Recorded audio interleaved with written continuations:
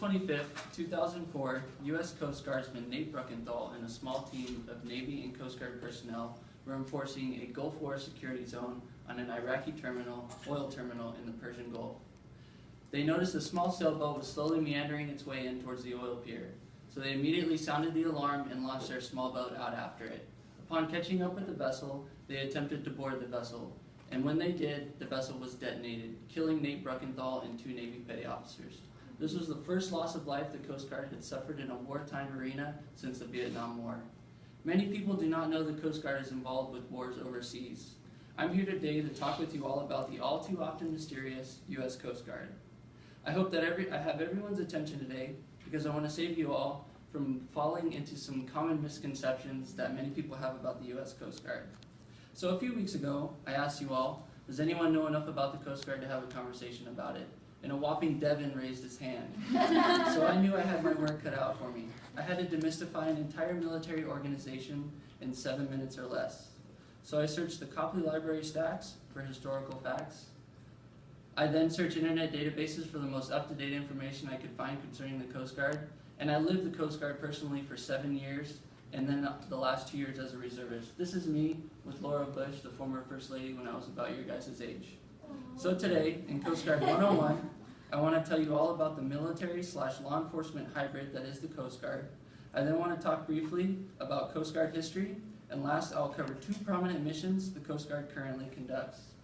To begin, people often notice I'm in the military and they ask, "Are you in the military?" And I say yes. And then they say, "What branch?" And I say the U.S. Coast Guard. And then they say, "Well, that's not the real military." In fact, it is the real military, but there's one important caveat with this. We are the Department of Homeland Security, not the Department of Defense. So that means we're like the Blade of all the military services. For those of you that aren't familiar with Blade, this is Blade, a character popularized in the 90s. He had all the strengths of the vampires and none of the weaknesses. He was half man, half vampire, so he could walk outside during the day and not die.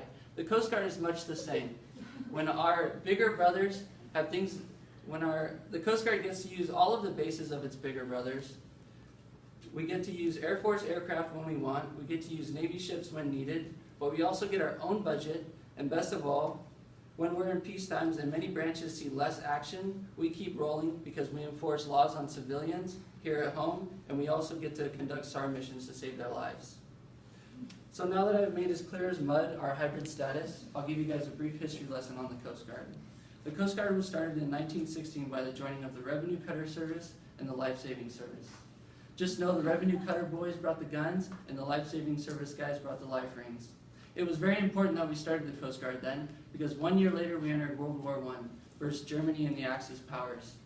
Not much action ever saw the U.S. coast, and this is because there were 57 German boats in 21 U.S. ports, and our government figured out that these vessels were there, so they immediately sent out the hometown boys, the Coast Guard, to go find out what was going on these vessels. What we found were guns, ammunition, and explosives ready to go, but the Coast Guard was there to quell the situation before anything could happen. World War II brings me to the most famous coastie that ever lived, and that is Doug Monroe, pictured here. He is our only Medal of Honor recipient, and he got it by valiantly defending 500 Marines, which you see pictured there, getting off of a beach. He lost his life in the process, and as well we were also involved in Vietnam and the Gulf Wars, but those are other stories for other times. Now that I've covered a brief history of the U.S. Coast Guard, I'd like to talk about 2 prominent Coast Guard non-war missions, and that is search and rescue and migrant interdiction.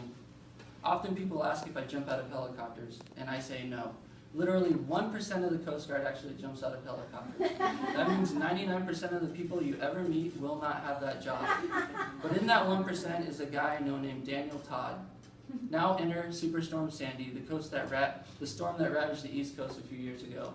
You're on a sailboat, your sailboat sinks, you immediately launch the life raft, you're in 40-mile-per-hour winds and 30-foot seas, and you send out your emergency radio beacon on the hopes that someone answers the call. That night, Daniel Todd got the call. He immediately flew out with his helicopter on scene and then slowly lowered himself out of the helicopter into the raging seas and swam over to your life raft.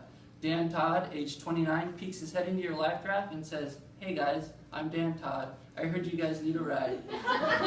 He later explained, "When we show up, it's the worst day of these survivors' lives. Using an icebreaker like that helps them relax knowing that we're in control and that this is just another day for us."